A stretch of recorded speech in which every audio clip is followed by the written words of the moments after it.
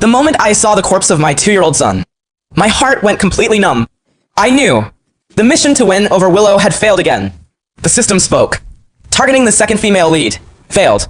Host will remain in this world forever, until death by old age.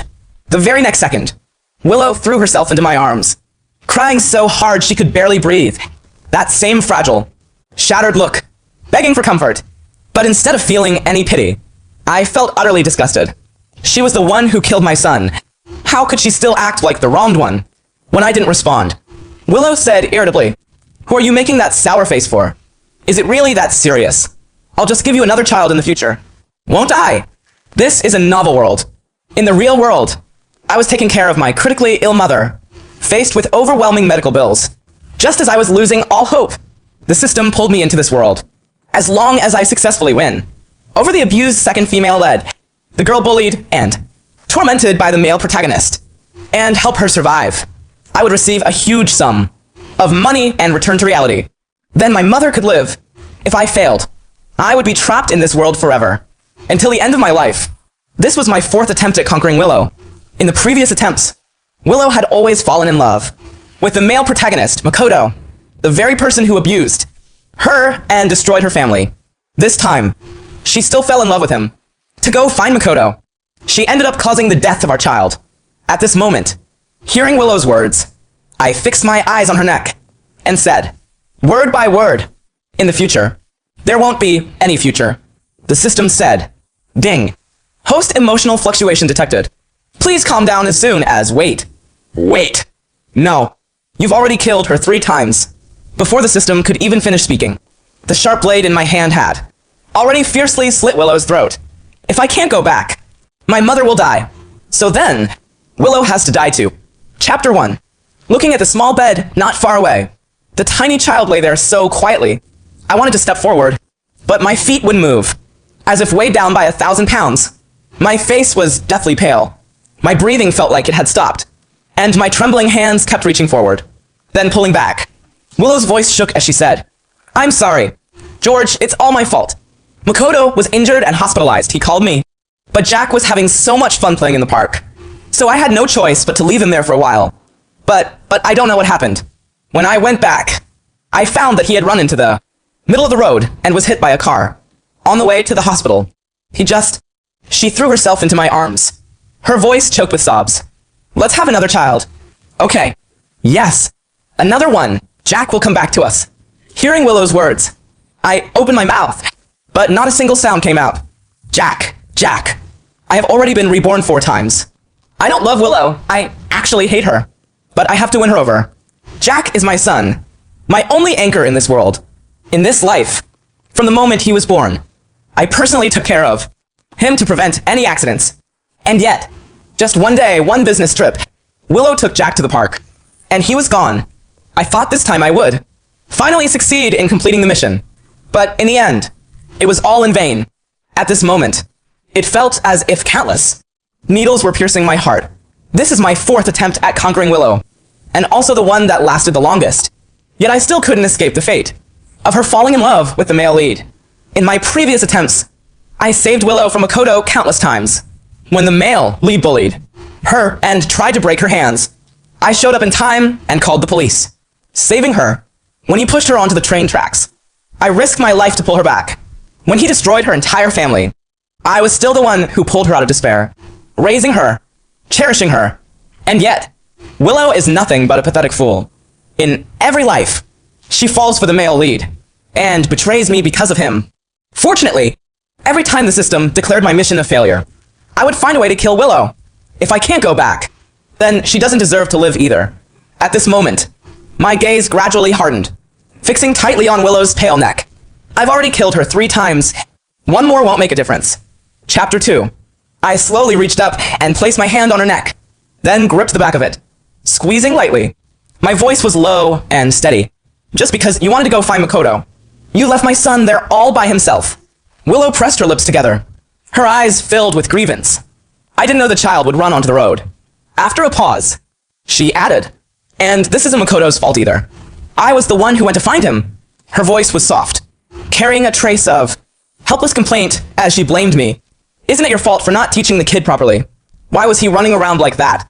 Hearing that, my temples throbbed instantly. She was blaming me. Blaming a 2-year-old child for running around. I lowered my head and looked at her coldly. What did you just say? She turned her head slightly. Avoiding my gaze, she said, Alright, honey, aren't you just worried that I might end up with Makoto? Don't worry. That's absolutely impossible. I only went to see him because he was injured and needed help. She continued, If we could have been together, we would have been together long ago. Can you stop overthinking? Please.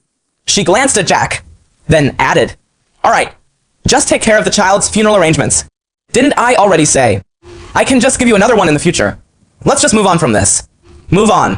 This would never be something that could be moved on from. I truly didn't care who she loved. In my eyes, whether she loved Makoto, Kaido, Naruto, or even a pig, a dog, any disgusting creature, it didn't matter. All I wanted was to complete the mission, get the money, and go back to save my mother. Hearing her words, I let out a heavy sigh. The phrase mission failed kept echoing in my mind. I was exhausted. It was time to start another rebirth again. So I opened my mouth and said, It's okay. It'll be over soon. Just bear with it. My voice wasn't loud, but it was enough for her to hear. Willow looked confused. What? I ignored her. In an instant, I swiftly pulled out the sharp knife from my pocket, the one I had prepared on the very first day after my rebirth. I had always been ready. The moment the system declared the mission a failure, I would kill Willow. There was no way I would stay in this world until I died of old age. My mother was still waiting for me to return. If the mission failed, then I would kill Willow and start the conquest all over again. The system cried out in panic. Ding. Detected extreme emotional fluctuation from the host. Please, you've already killed her 3 times. And you're doing it again. No, don't. Before it could finish, I had already slashed Willow's throat open with a single stroke. Willow screamed in pain, but only a distorted, airy sound came out. Blood burst out instantly. She clutched her neck, staring at me in disbelief as she staggered backward. Her lips moved, but only blood spilled from her mouth. Her voice was faint and ragged. Ha! George, you actually... She tried to escape, but I grabbed her and pinned her down, not letting her break free. Then I stabbed again, driving the blade deep through her back. A cold smile curled at the corner of my lips. Willow, you bitch, you deserve to die. I regret saving you. I should have let Makoto kill you. Don't worry, you'll go to hell. Your parents are waiting for you down there. They'll want to ask why you fell in love with the man who murdered them. That's right. In this life, Makoto had run over and killed Willow's parents. Yet Willow had signed a letter of forgiveness and used every connection she had to get him released. Willow's eyes widened in terror, her voice trembling and broken. No, don't kill me. Before she could finish, I used all my strength to plunge the knife deep into her chest. I pulled it out, then stabbed it in again. By now, the ground was completely soaked with her blood.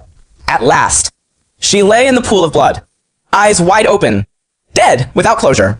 I gasped for air, completely drained, collapsing onto the ground. The system spoke. Why bother? Even if you kill her, the mission still won't be completed. You'll just have to be reborn all over again. I let out a cold laugh. If I don't kill her, I'd have to live in this world until I die of old age before returning to my original world. And I'd still have no money, still unable to save my mother. I'd rather just kill her. Chapter 3. As the system let out a sigh, the space before my eyes suddenly twisted and shifted. I was undergoing my 5th rebirth. Since Willow seemed to enjoy being mistreated so much, this time, I no longer wanted to save or redeem her. When I opened my eyes again, a familiar scene came into view. I turned my head and saw Makoto barking orders, directing a group of lackeys to drag Willow into an alley. Makoto had failed his college entrance exams, while Willow performed normally and got into her dream university. So Makoto followed her to the university and began his bullying. This rebirth point was exactly the same moment as in the previous life. Expressionless, I watched as Makoto kicked Willow into a corner and spat on her face. With a sinister smile, he said, Willow, I told you, you'll never escape me in this lifetime. This is what you owe me. He continued, we grew up together. Why is it that when my family went bankrupt, yours stayed perfectly fine? That's not fair. My parents are gone. The company is gone. I've lost everything. You owe me your whole life. They had been neighbors since childhood. Childhood sweethearts. But later, the Ito family went bankrupt. and Makoto Ito's mind twisted. He became convinced that Willow should fall into the same misery as him. Willow said nothing. She simply bit her lower lip tightly, staring at him with defiance. Back then, when I saw her not resisting, I thought her pride had been crushed. But thinking about it now, she was just messed up someone who actually enjoyed being humiliated and abused. I would never forget in the third life. We were in the same car when the accident happened. I lay in a pool of blood, calling out to Willow again and again. But she didn't respond to me at all. She only focused on saving Makoto. What did she say back then? She said, "George, I have to save Makoto first. He's lost so much blood, his life might be in danger." Hearing that, my breathing stopped instantly. Blood from my head flowed straight into my eyes. I opened my mouth, but couldn't make a sound from the pain. Then she helped Makoto to a safe place, and watched me burn to death with an innocent expression. And as the car caught fire, Makoto laughed wildly, shouting over and over, "Serves you right." He blamed me for taking Willow away from him. He wanted to torment and kill her. My thoughts snapped back to the present. From a distance, I saw Makoto sneering. He signaled one of his lackeys, then picked up the stick handed to him. Bang, bang, bang. With several heavy blows, he beat Willow to the ground until she coughed up blood. Ha ha. Another mouthful of blood spilled out. Willow cried out to Makoto in pain. "Please don't. I'm begging you." Makoto only sneered. He grabbed her by the hair, forcing her to look at him. "Beg me. It won't help. Little princess, you've lived too comfortably. I think I should cripple one of your arms." He continued. "They all say I'm mentally twisted. A cripple. So how about I turn you into a cripple too? That way, we'll be the same." Ha ha. Hearing that, a flicker of panic passed through Willow's eyes, but only for a moment. She didn't believe it. She refused to believe Makoto would treat her like this. She refused to believe he hated her that much. I once asked her, "Willow, why is it that even when Makoto nearly killed you, you still end up falling for him?" Back then, she looked into the distance, her eyes filled with a trace of hope and longing. She said, "George, you don't understand what we have.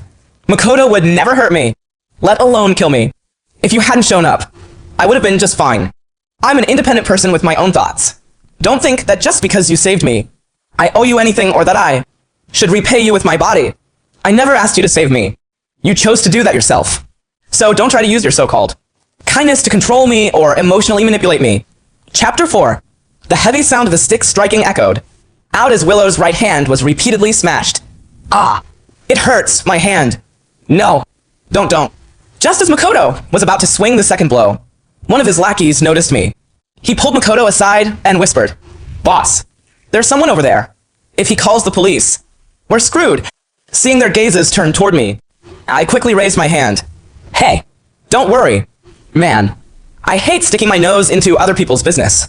Besides, I'm blind. I can't see anything." After saying that, I pretended not to see them and walked past as if nothing was happening. At the moment I passed by them, I heard Willow's pleading voice behind me. "Please don't go. Don't save me. Please save me." But soon, another strike cut off her cries for help. From behind me came Makoto's mocking voice as he laughed. "Smart kid. You know what's good for you." The system, however, panicked. "You're really not going to save her. Then how are you going to complete the mission? If she doesn't end up with you, she'll follow the original storyline and commit suicide." I scoffed disdainfully. "Save her. Like hell I would. She's fucking toxic. It's doomed to fail no matter what. Anyway, if she wants to self-destruct, then let her die." The alley continued to echo with miserable screams.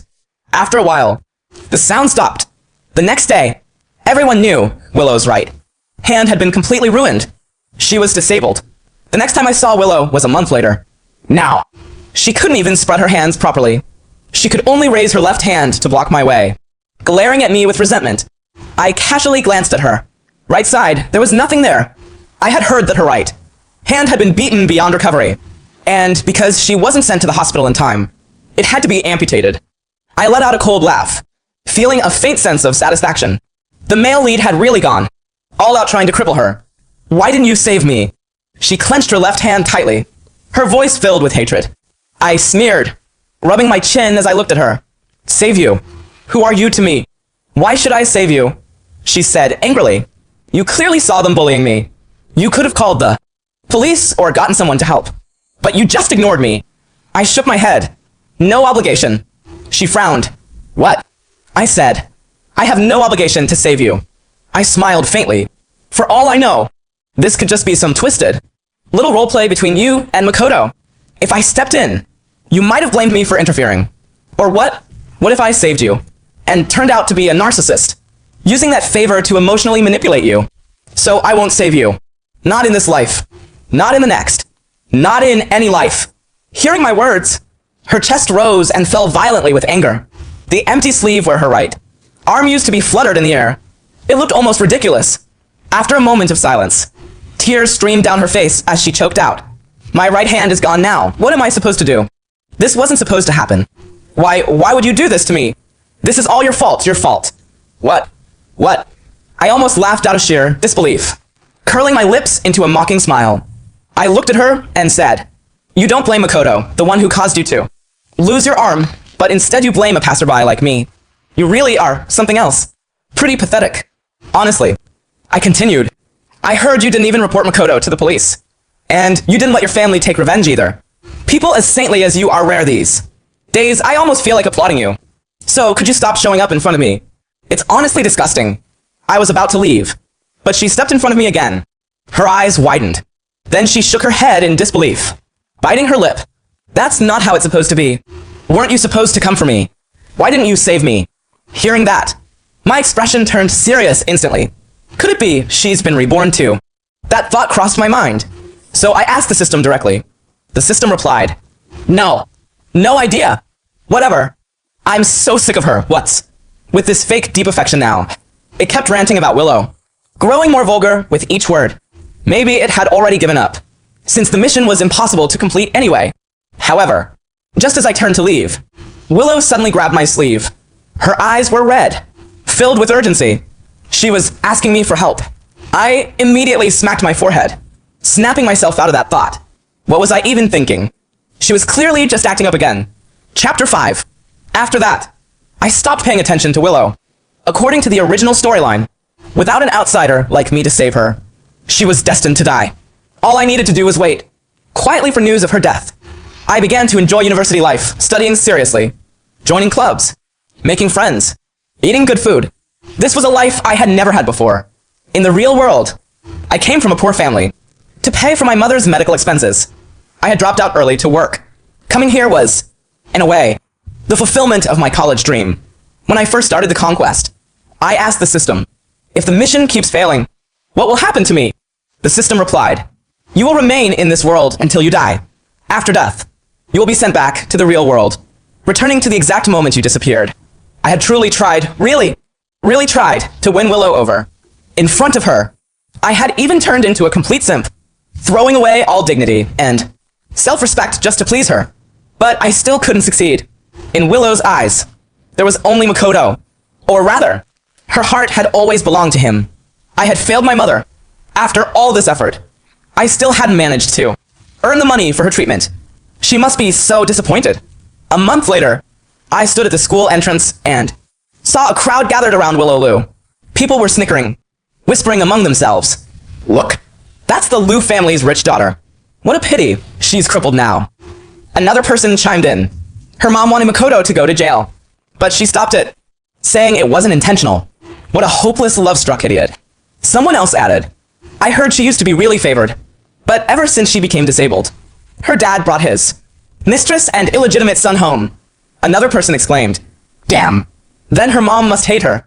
The reply came, of course. Her mom already hanged herself because of her. Hearing all this, Willow's face flushed red as she lowered her head even further. I glanced at her briefly, then walked away. Back then, I had supported her, provided for her, yet she always said she was suffering alongside me, and that even without me, she would still live well. Now, I suppose she was living quite well, wasn't she? As I walked out of the teaching building, a sudden scream came from above. Ah! Following the crowd's gaze, I looked up toward the rooftop. It was Willow. She stood on top of the building, swaying as if she could fall at any moment. Through tears, she cried out, why? Why was I the one who lost my arm? I didn't do anything wrong. Why does everyone blame me? Do you even know what I've gone through? I've lost everything. My entire life is gone. All gone. Then she screamed hysterically. George, why didn't you save me? Didn't you say you loved me the most? You clearly saw me. Why didn't you save me? Look at me now. Are you satisfied? You murderer, this is all your fault. You turned me into this. As soon as she said that, the people around began looking at me, whispering. I could vaguely hear the word jerk being thrown around. I let out a cold laugh. As expected, Willow was still as selfish, disgusting, and shameless as ever. I looked at her indifferently, about to mock her a little, but before I could react, a loud boom rang out. Willow jumped. After losing her arm, the Liu family had cast her and her mother out. Her father brought his mistress and illegitimate son into the house, handing over all the family, assets and company to that son. Since Willow hadn't reported him, Makoto continued to bully and torment her every day. Her mother, unable to bear the rumors and pressure, took her own life. Soon after, Willow was diagnosed with severe depression. Without my intervention, this had always been her original ending. Chapter 6. Just as I was thinking about how the story would develop next, my vision suddenly blurred. I squeezed my eyes shut, and the space in front of me twisted and warped once again. Willow, go to hell. At the sound of that voice, I turned to look. Makoto was dragging Willow toward the train tracks. I immediately understood this had fast-forwarded straight to the next key plot point. This railway track was strictly off-limits. No one would come here, except me. But this time, I wasn't going to save Willow. Makoto tightly bound Willow's legs to the tracks and sneered. Willow, keep pretending to be all high and mighty. When the train comes, let's see how you keep up that rich girl act. Although Makoto was furious, veins bulging on his forehead, Willow still looked completely certain. She lifted her chin, her eyes shimmering as she said, Makoto, you wouldn't do this to me. Maybe those words trigger him. He grabbed her by the hair and slapped her hard 8 times in a row. Satisfying, a trace of blood appeared at the corner of Willow's mouth. I had never felt that Makoto liked Willow. It seemed that what he felt for her was pure hatred. After he got tired of hitting her, he slowly stood up, and at that moment, he saw me. Our eyes met. A flash of panic crossed his face. Makoto grabbed a wrench. Looking wary. George, why are you here? Are you here to save her? I glanced at Willow on the ground, then waved my hand dismissively. Hey, don't get worked up. Didn't I already say last time? I respect other people's fate. I never meddle in others' business. Why don't you ask her whether she even wants someone to save her? Silence fell. Willow glanced at me, then let out a cold snort and turned her head away without saying a word. What was that supposed to mean? The system couldn't hold back anymore and cursed. Damn. That Sundra look. Let's go. Host. This love-obsessed idiot is beyond saving.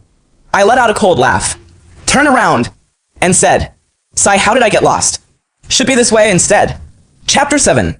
I had only walked for about 3 minutes when a scream echoed from the distance. Willow's legs had been crushed. She became disabled once again. There is a TV. Footage showed Willow being carried into an ambulance. Her legs were completely mangled, flesh torn apart, her whole body curled up, her face filled with agony. Behind her, Makoto was being escorted by the police, looking utterly indifferent. The news of Willow's amputated legs was broadcast for an entire week. This time, the whole city, perhaps even the entire country, knew she had become disabled. However, just as I was waiting to hear news of her suicide, I saw her instead, sitting in a wheelchair not far away, coming toward me.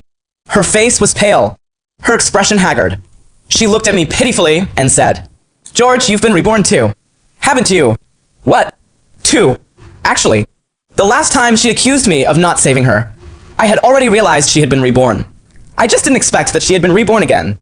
Seeing that I didn't respond, Willow grew anxious and spoke again. Say something. You've been reborn. Right. Then why didn't you save me? Why? Answer me. She gripped the wheelchair handles tightly, shouting hysterically. The corner of my lips curled, up as I spoke in a teasing tone. Why should I save you? Didn't you say it yourself? I don't understand the bond between you and Makoto. You said he would never hurt you. That even without me, you'd still be fine. So what? Regretting it now. I chuckled lightly. I just did exactly what you said.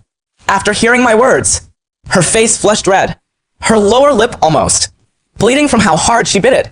She screamed like she had lost her mind. No, this isn't how it's supposed to be.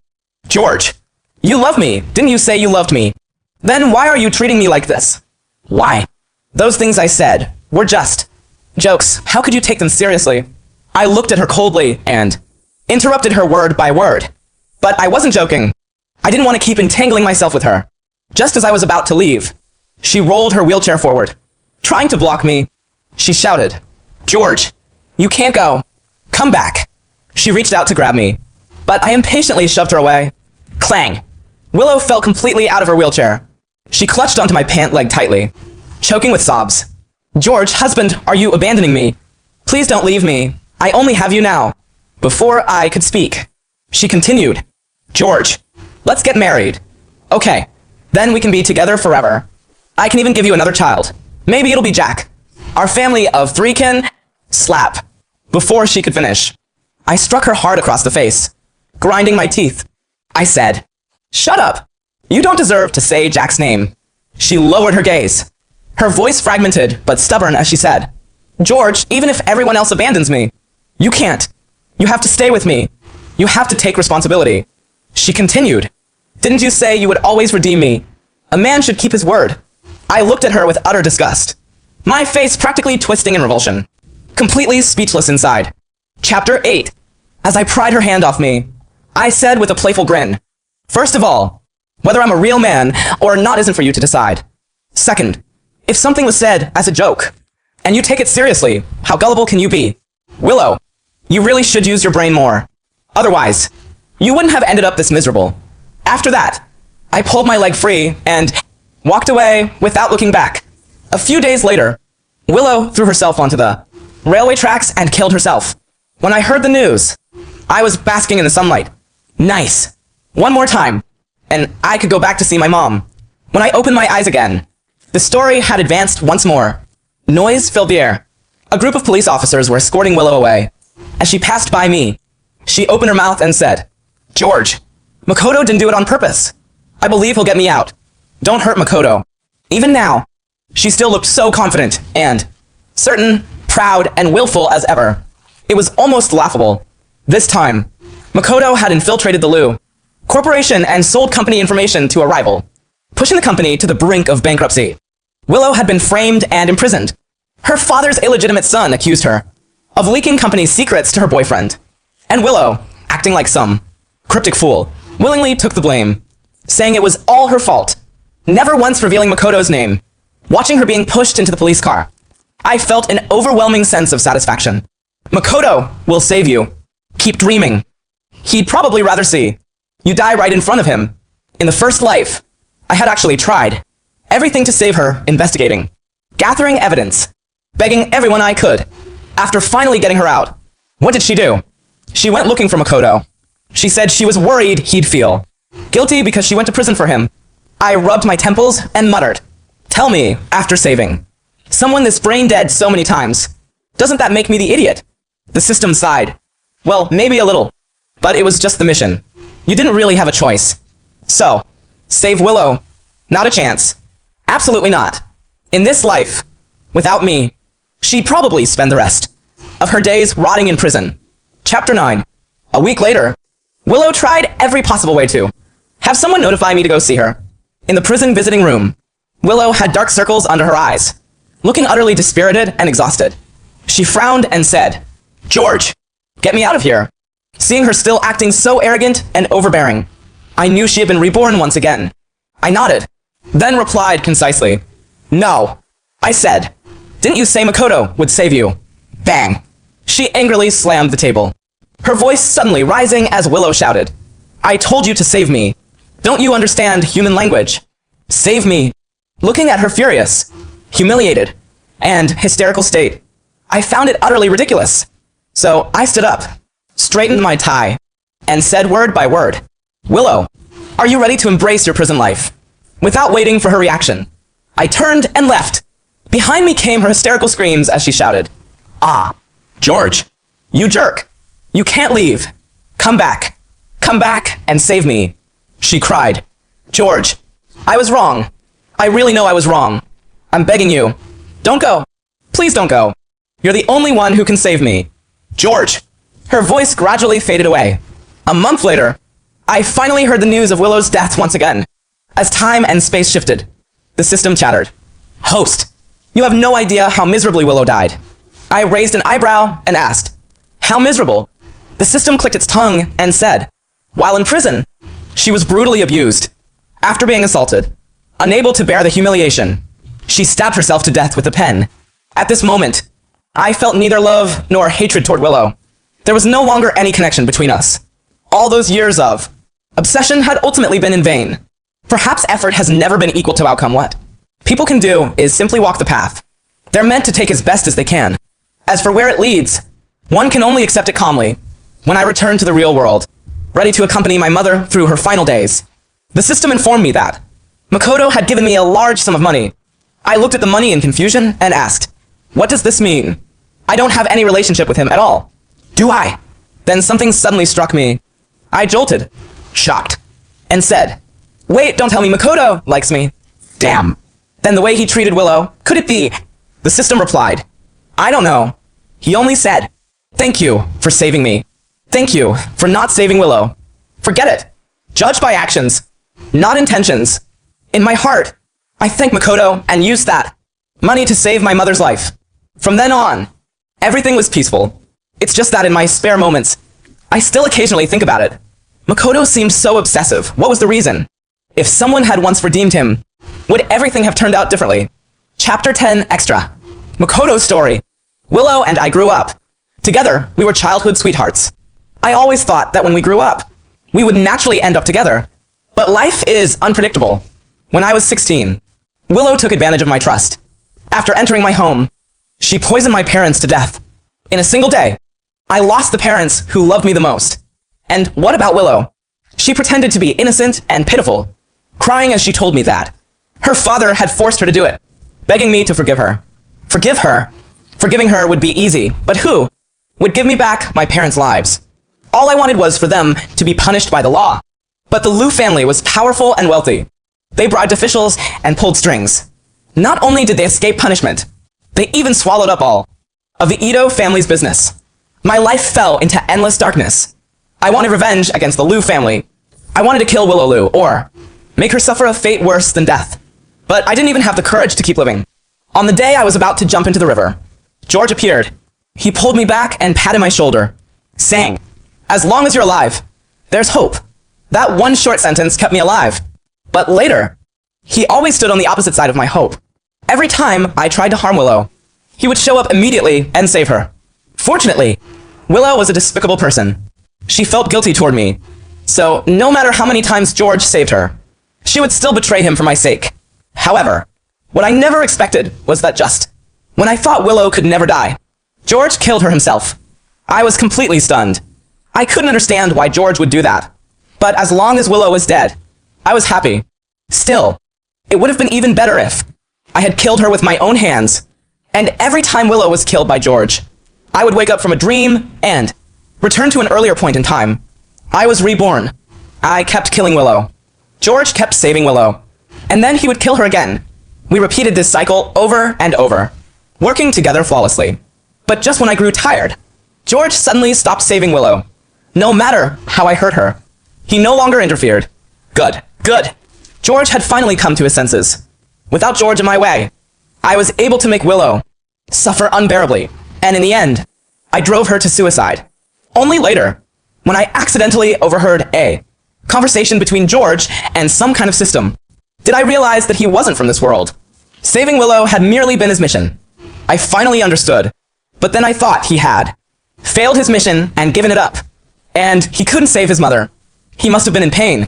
So, when George was about to leave this world, I found that system and gave it all the money I had earned. I thanked him.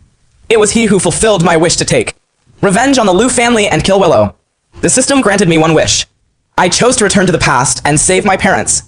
I think the heavens have treated me kindly for letting me meet George.